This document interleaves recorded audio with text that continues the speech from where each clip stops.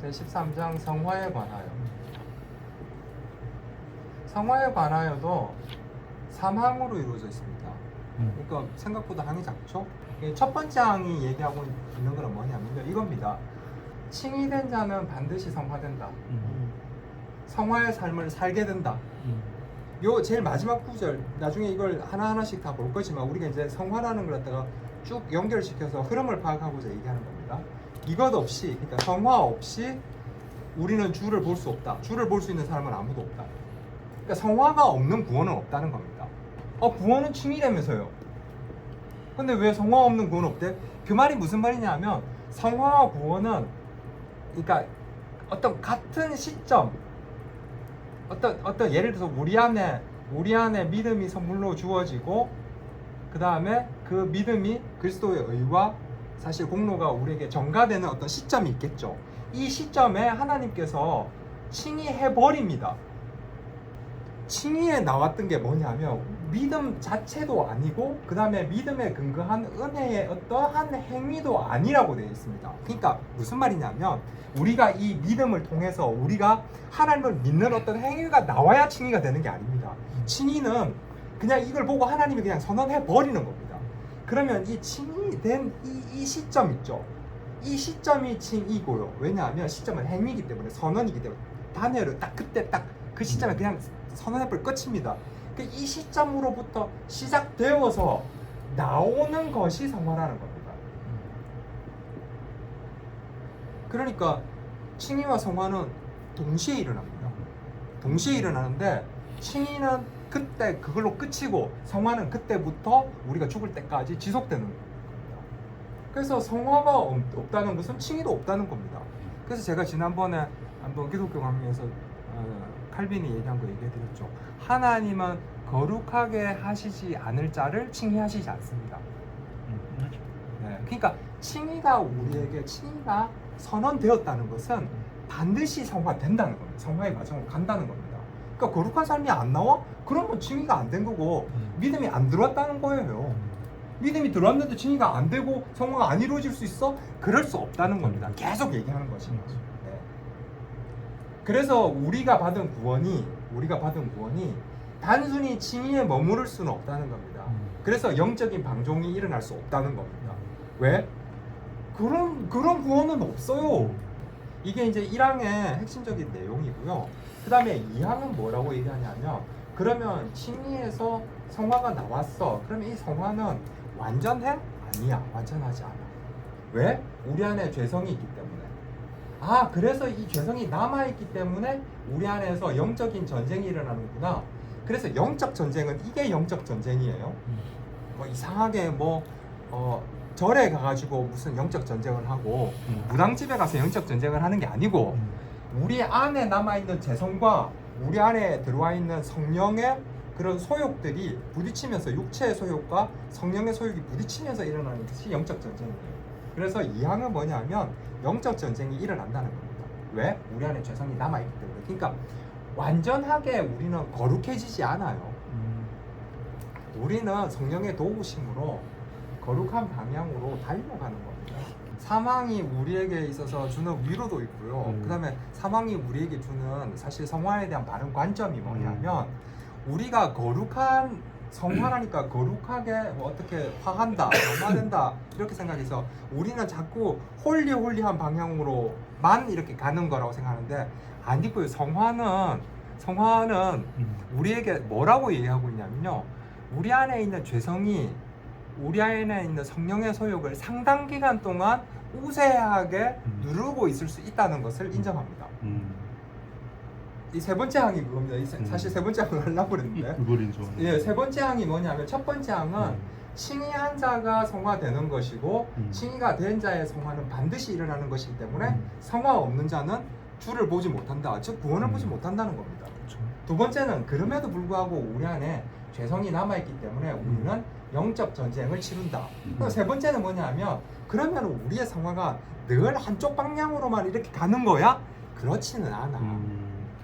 네, 그렇지는 않아라고 얘기하는 게 사망입니다. 우리는 우리 안에 있는 죄성이 우리 성령의 소욕을 갖다가 눌러서 우리의 부패함으로 인해서 우리가 성화에 미치지 못하고 굉장히 약하고 연약하고 굉장히 부패한 모습을 보이는 부분도 있는데 그것도 성화의 한 부분이라는 겁니다. 그것도. 그렇지만 결국에 하나님께서 우리의 성화를 우리 안에서 이루어 가셔서, 왜냐하면 선한 일을 시작하신 이가 하나님이기 때문에 선한 일을 시작하시는 이가 하나님이시기 때문에 우리는 결국 거기에 완전히 매몰돼서 우리의 성화가 거기에 주저앉아 버리지는 않는다는 겁니다. 네. 은혜 안에서 반드시 자라나는 과정으로 다시 네, 돌아가게 되어 있다는 겁니다. 네. 그게 이제 사망입니다. 그래서 그 순간의 모습만 보고 함부로 판단하면 안 돼요. 절대 안 되는 거죠. 네, 절대 안 됩니다. 당신 보니까 지금 성화가 안 된 걸 봤을 때 지금 구원 없어, 이런 식의 얘기는 안 된다는 거죠. 이 방향이 나오지 않는, 오히려 이렇게 퇴보하는 방향이 나온 사람들에게는 어떻게 사실은 그러니까 조금 나쁘게 얘기하면 정죄하냐 하면 너 아직 구원 못 받았어 라고까지 얘기한다는 거죠. 저는 어떻게 이해를 하냐면요, 하나님은 무소부재하시기 때문에 성화의 방향은 한 방향이 아니고 어떤 방향으로든지 현재 상태에서 하나님이 원하시는 방향으로 끌고 가시면 나는 그게 성화라고 생각합니다. 일직선이 아니라 네, 일직선이 아니라 네. 자기가 원래 있는 포인트, 그러니까 죄된 본성이 발휘되는 포인트겠죠. 그 포인트에서 어떤 형태로든지 자기의 삶에서 변화가 추구되고 발휘가 된다면 그것은 성화라는 거죠. 각자가 약한 부분이 다 다르더라고요. 그러니까요. 그러니까요. 근데 그거를 갖고 니 왜 다 돈 못 버는 돈 번 사람이 돈 다 못 버냐? 또 공부 좀 잘하는 사람 니 왜 다 공부 안 하냐? 이렇게 할 수는 없는 그렇죠. 네. 은사가 다 틀리고 약점은 다 틀리던데 그래서 이제 교회 공동체 오히려 같이 모여야 되는 거지. 내가 잘한다 해서 니 그거 못하는 이유는 겠어. 니는 안 된다. 맞아요. 그거는 큰 그 정제가 내가 잘하니까는 네. 못하는 걸로 이렇게 가더라고요. 그건 아니고. 그래서 1항을 조금 더 이제 분석해 보면요, 첫 번째 1항에는 이제 한번 효력 있게 부르심을 받고 중생하고 그 다음에 그들 안에 새로운 마음과 새로운 영이 창조된 자, 결국 네, 구원받은 자들을 얘기하는 거겠죠. 그들 안에서는 자, 이거 중요합니다. 성화의 주체가 있습니다. 성화의 주체. 성화의 주체는 성화의 주체도 내가 아닙니다. 내가 아니고요. 내 안에 내주하시는, 우리 안에 내주하시는 말씀과 영입니다. 말씀과 영. 우리 안에 내주하시는, 그들 안에 내주하시는 그리스도의 말씀과 영, 그 영에 의해서, 자, 그 다음에요, 내 노력에 의해서 성화가 되는 게 아닙니다. 무엇이 성화를 추동하고 사실은 무엇이 성화를 시키게끔 하느냐. 결국 성화에는 나의 참여도 분명히 있습니다. 나의 참여도. 그러니까 아까 제가 말씀드린 그런 통상적이고 외적인 은혜의 방편들을 사용하는, 부지런하게 사용하는 그런 참여가 반드시 필요합니다. 그거 없이는, 제가 계속 말씀드리지만, 말씀이 없는데 성화가 일어날 수 있느냐? 없습니다. 그 말씀이라는 게 성경 66권 말씀을 다 우리가 알아야 된다, 그런 뜻이 아닙니다. 쪽복음이라도 마태복음 한 권이라도 사실 주어졌다면 그 마태복음 한 권 안에 성경 66권이 다 들어있기 때문에 우리 그거 계시 부분에서 했잖아요. 한 권 한 권 안에 66권의 말씀이 다 들어있습니다. 다. 어쨌든 말씀이 들어와야 됩니다. 말씀이 들어와야 되고, 말씀이 들어오면 우리 안에 대신 성령께서 일하십니다. 일하시고요. 그리스도의 죽고 부활하심의 공덕을 통해서 성화가 되는 겁니다. 그리스도의 죽고 부활하심의 공덕, 그러니까 은덕, 은총, 어떤 성화가 이루어지는 어떤 통로가 있는데 그 통로는 우리의 노력을 통해서가 아닙니다. 이 부활은 죽고 다시 살아나시는 거잖아요. 살아나고. 우리는 죄와 허물로 죽은 상태에서 성령께서 우리 안에 하나님의 씨, 생명을 넣어주셔서 우리에게 새 생명을 허락하셔서 우리가 부활의 존재가 되는 거죠. 이 새 생명을 허락하실 때 우리가 그리스도와 연합이 되는 거죠. 근데 이걸 잘 모르죠. 그리스도와 연합이 됐기 때문에 죽고 부활하신 이 그리스도의 생명이 우리에게 사실은 주어지는 거라고 생각하시면 될 겁니다. 예를 들어서 내가 부활을 했어. 내가 죽어 있던 상태에서 부활을 했어. 그 부활을 하면요 이런 거예요. 애가 나왔는데 애가 꼬물딱거리면서 기어다니고 그 다음에 일어서서 걸어다니고 이러는 거 보면서 너무 행복하잖아요. 아니 집에서 우리가 어릴 때 생각해. 우리 집에서요 그 식물 뭐 그 콩 하나 심어놓고 거기서 싹이 올라오고 잎이 트고 거기 그 급기야 신기하죠. 신기하죠. 어릴 때는 그랬지. 그게 성화라는 겁니다. 그게. 그러니까 지금 말씀하신 게 뭐냐면 이거죠. 십자가로 내가 구원을 받았어. 그리고 나중에 우리는 죽으면은 천국 갈 거야. 이 사이에 우리가 남아 있는 이 땅에서의 삶은 우리가 열심히 거룩하게 살아야 돼. 라고 이제 정리를 하고 있는 거잖아요. 대부분의 그렇죠, 사람. 그렇죠. 네. 그러니까 여기 이제 아주 우리의 합리적으로 보이잖아요. 우리의 선한 행위가 그렇지. 이제. 어. 근데 사실은 우리가 방금도 제가 말씀드렸지만 내 머리 위에 놓인 이름의 그 거룩함을 안다면 우리는 거룩하게 살 수밖에 없게 됩니다. 그러니까 복음을 먼저 알아야 된다. 그러면 복음을 알면 이게 무슨 문제예요 이게. 사도 바울이 얘기한 것처럼 근데 복음을 너무 알면 놀랍게도 복음이 세례 성사에 들어. 구원하는 하나님의 그 능력이 된다는 걸 아는 거예요. 능력. 이거 다 배우더라고. 끝까지 알아야 된다는 거죠. 네. 제대로 다시 알아야 확인하고 네. 다 배우고 그리스도인 걸 혹은 그리스도인 됐고 나서부터라도 배우려고 해야 되는데 배우는 그래서 이게 그리스도의 죽고 부활하심을 통해서 우리가 이 부활이 내 부활이 되어야 되는 이유는 그리고 그 생명이 내 안에서 꿈틀대야 되는 이유는 성화가 관념적인 게 아니기 때문입니다. 성화는 실제로. 실제적인 거죠. 실제 실제로 우리의 삶에서 거룩함이 표현되고 그 거룩함이 드러나는 것이거든요. 그러니까 실제적인 것이기 때문에 이 생명의 꿈틀거림이 나에게서 나오는 거거든요. 실제의 삶 속에 그게 사실은 기쁨이 되는 겁니다. 그게 우리가 부활 생명을 누리는 겁니다. 그게 기쁨이. 그러니까 내 안에서 이런 것들이 나오네, 이런 싹이 나왔네, 이런 이파리가 나왔네, 나중에 이제 이런 열매가 나왔네. 그러면 이제 그게 나의 성화를 갖다가 이제 객관적으로 어떻게 보면 증명하는. 그래서 예전에 나온 책인데 이창수 목사님이 쓰신 책 중에 삶으로 증명하라 라는 책 제목이 있었어요. 삶으로 증명하라. 있어요? 네. 아니고 결국은 그게 성화의 실제적인 면들을 이제 부각시켜서 이제 얘기한 겁니다. 성화는 실제적인 겁니다. 우리의 머릿속에서 일어나는 게 아닙니다. 실제 삶 속에서 반드시 일어나는. 왜? 이거는 사변적인 게 아니에요. 관념적인 게 아니에요. 이거는 복음이 하나님의 능력이 됨이라는 것이 우리의 삶 속에서 나타나는 겁니다. 내 안에 실제로 성령 하나님께서 들어와 계심이 내 삶을 통해서 나타나지는 겁니다. 성령의 열매로서. 그게 성화입니다. 그러니까 이 성화가 없다는 건 그 안에 성령이 없다는 것이고 그 안에 성령이 없다는 건 그건 못 받았다는 얘기입니다. 그냥 거룩한 삶을 성도에게 요구하는 것은 그렇지. 또 다른 율법주의죠. 율법주의라기보다는 저는 폭력이라고 생각합니다. 그렇게 할 수 없는, 예를 들어서 구간도 모르는 애한테 나누기를 시키는 건 폭력입니다. 그렇죠. 우리 더하기 빼기도 못하는 애한테 곱하기를 시키는 건 폭력이에요. 근데 나 공부 이 안 해. 복음을 모르고 있는 사람에게 거룩한 삶을 그냥 요구한다? 그건 폭력입니다. 그거는 기독교도 아니고 사실은 신앙도 아닙니다. 그거는. 그러면 그 사람은 그런 삶을 살아내기 위해서 있는 거 없는 거 자기의 있는 모든 에너지들을 다 쏟아붓게 됩니다. 그러면서 결국 나중에 우리가 하늘나라 가서 다 상으로 받을 거다. 이렇게 상급으로 나오게 되면 그러죠. 그건 가스라이팅이에요. 음. 우리가 사실 가지게 되는 성화의 삶이 어떤 삶인지에 대해서 정확하게 사실은 설명해주고 그러한 삶이 어떻게 사라지는 것인지를 알게 되면 우리가 그러한 삶을 살도록 추구하고 노력할 겁니다. 양은 이 성화는 우리의 전 인격의 영역에서 일어난다. 그러니까 우리가 타락했잖아요. 지정의가 우리의 전 인격이 타락한 거거든요. 지정의 전 인격이. 그런데 이 성화는 전 인격에서 일어나는 거예요. 지정의 몸.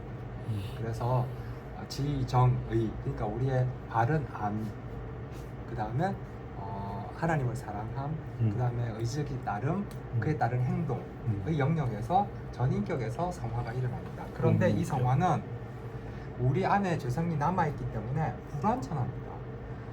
완전 성화로는 개혁주의 신학에 맞지 않고요. 그 다음에 특히 장로교 교리 표준에 맞지 않습니다. 완전 성화는. 그러니까 하나님이 거룩하니 너희도 거룩하라라고 얘기하는 그 거룩하라는 내가 너를 거룩하게 만들어 갈 거야 내지는 내가 너를 거룩하다고 인정한 거야라는 뜻입니다. 그래서 사도 바울이 고린도 교회에 쓴 편지글에 나오잖아요. 성도로 부름받은, 우리는 성도로 부름을 받았어요. 거룩한 무리, 거룩할 성자에 무리도자잖아요. 근데 고린도서에 보면 엄청 나쁜 일들을 많이 해 그 교회가. 그런데 거룩한 무리라고 하나님께서 우리를 불러주시는 거예요. 그 표현을 가지고 하나님이 거룩하니 너희도 거룩해야 돼 이렇게 하나님이 요구하신 건, 하나님이 그렇게 요구하셨다는 것은 우리가 그렇게 될 수 있기 때문에 요구했다라는 논리를 가지고 완전 성화를 주장합니다. 근데 완전 성화는 이 땅에서 이루어지지 않습니다. 왜? 우리는 부패의 잔재가 우리 안에 남아있기 때문에. 우리가 내는 아무리 거룩한 것도 하나님 앞에서는 거룩함의 초보의 단계에 있는 것입니다. 육체는 성령을 거스러서 정욕이 일어나고 성령은 육체를 거스러서 지속적이고 화해 불가능한 전쟁이 일어난다. 네. 이게 영적 전쟁이라는 거예요. 그러니까 우리 안에서 일어나는 겁니다. 영적 전쟁은. 그래서 성화를 완전한 거룩이 아니고요. 완전한 거룩의, 그러니까 지경에 다다를 수 있는 걸음으로 이해하시면 될 겁니다. 걸음. 자, 그러면 사망이 뭐냐면, 사망이 아까 얘기한 그겁니다. 그럼 그 걸음은 계속해서 전진만 하는 것이냐? 그렇지 않다는 겁니다. 때로 우리는 우리 안에 있는 부패가, 잔존에 있는 부패가 그 성령의 소욕들을 갖다가 이기고 잠깐 동안 우리의 성령의 소욕을 눌러서 우리가 부패 속에 잠겨져 있어가지고 우리가 그리스도의 영으로부터 뭔가 이렇게 제대로 공급받지 못하는 어떤 상황 속에 있게끔 하기도 합니다. 그러니까 그 시간이 있다는 겁니다. 그런 시간이 없다는 게 아닙니다. 그 시간이 짧으면 짧을수록 좋겠죠. 근데 의외로 또 길게 허용되는 사람들도 있습니다. 그런데 우리 안에 계신 그리스도의 영과 그 다음에 중생한 부분들이 그거를 극복해 나갑니다. 극복하는 것도 우리 보고 극복하라는 게 아닙니다. 그래서 계속 말씀드리지만 말씀 앞에 자꾸 자기를 노출시켜야 됩니다. 어떤 상황과 환경에서도 기도를 해야 된다는 겁니다. 우리는 뻔뻔하게 기도의 자리로 나갈 수 있는 그게 특권이 되는 이유는 우리가 그렇게 함으로써 우리가 거룩한 삶을 살아갈 수 있는 힘을 다시 제공받기 때문입니다. 우리 안에 부패한 본성이 우리의 어떤 성령의 소욕을 누르고 있음에도 불구하고 우리가 기도의 자리에 나가서 하나님 앞에 엎드려 있을 때에 하나님께서는 우리 안에서 새로운 마음들을 불러일으키셔서 우리를 성화의 길로 다시 돌아오게끔 해준다는 겁니다. 그래서 그렇게 함으로 성도들은 하나님을 경외함 안에서 거룩함을 완성해 가면서 은혜 안에서 자라갈 거예요. 그런데 재밌는 게 있습니다. 재밌는 게 뭐냐면 우리가 부패함 안에서 우리가 죄중에 빠져 있는 상태에 있죠. 그러니까 실패하고 뭔가 패배한 것 같은 상태에 있음에도 불구하고 하나님은 여전히 우리를 성도, 거룩한 무리, 그리고요 너 이길 수 있어라고 얘기하지 않고 그 안에 있는 그리스도의 죽고 부활하심을 보고 너 이겼어라고 선언해 주시는 거예요. 너는 이겼어라고, 넌 이길 수 있어, 야 힘내봐 이길 수 있어가 아니고요, 너 이긴 존재야. 열정페이가 아니라 너 이미 이겼어. 요한복음 11장에 나와요. 그래서 로마서 8장 1절에 보면 우리는 다시 정죄함을 받지 않는다고 얘기합니다. 생명의 성령의 법을 이미 받았고 우리의 시민권이 옮겨졌기 때문에 우리는 죄의 법에 의해서 정죄받지 않습니다. 정죄받지 않는다는 건 이미 승리가 선언되었다는 거예요. 너는 이겼어 라고 선언해 주시는 겁니다. 그래서 이 땅에서 우리의 삶 속에서는 그 이김이 우리가 느끼게끔 성취되지는 않습니다. 그런데 하나님은 우리를 그런 시각으로 봐주신다는 거고요. 그 다음에 하나 더요. 이거는 기독교 강요에 나오는 표현인데 칼빈은 뭐라고 얘기하셨냐면 이렇게 얘기하셨습니다. 칼빈은 우리가 구원받은 자로서 사는 과정 중에서 나타나는 그 행위들이 한없이 하나님 앞에 부족하지만 한없이 부족한 그 행위를 거룩하게 받아주십니다. 칭의된 자들의 행위는 하나님께서 한없이 부족함에도 불구하고 하나님 보시기에 한없이 부족함에도 불구하고 그걸 거룩하게 받아주십니다. 그 거룩하게 받아주시는 근거가 뭐라고요? 그리스도의 죽고 부활하신 그리스도의 의. 아 근데 이거 되게 중요한 것 같아요. 우리가 하는 행위가 한없이 부족하다고 생각을 안 하는 것도 문제고, 나도 좀 한다라고 생각하는 것도 문제고, 사실 정말 좀 거룩하게 살았다 하더라도 이게 하나님 앞에는 사실 한없이 부족한 건데 그거를 제대로 못 깨닫는 문제고, 근데 그 부족함에도 불구하고 하나님이 거룩하게 받아주셔서 거룩하게 된 거라는 거를 네. 아는 게 너무 중요한 거예요. 내가 거룩한 길로 네. 이렇게 막 내 행위를 써서 네. 이렇게 가기 때문에 우리가 거룩하게 되는 게 아니고 하나님이 나의 행위를 거룩하게 받아주시는 겁니다. 그렇죠. 그럼 감사해서 더 그렇게 하려고 하지 않겠어요? 아이고. 그게 복음이 가지고 있는 능력이라는 거예요. 그게. 하나님 나 잘했죠. 난 가끔 이런 얘기를 잘했죠. 하세요. 목회자들이 설교하실 때. 음. 네. 아니 좀 거룩하게 살아라 좀. 그래야 니네가 하나님 앞에 가서 하나님 앞에 뭐 얘기할 게 있지 않냐. 아닙니다. 우리는 하나님 앞에 가서 아무것도 얘기할 게 없습니다. 다만 우리는 무익한 종이라고 밖에 얘기할 게 없는 겁니다. 나는 아무것도 한 게 없습니다라고 얘기할 수밖에 없는 존재인 거예요.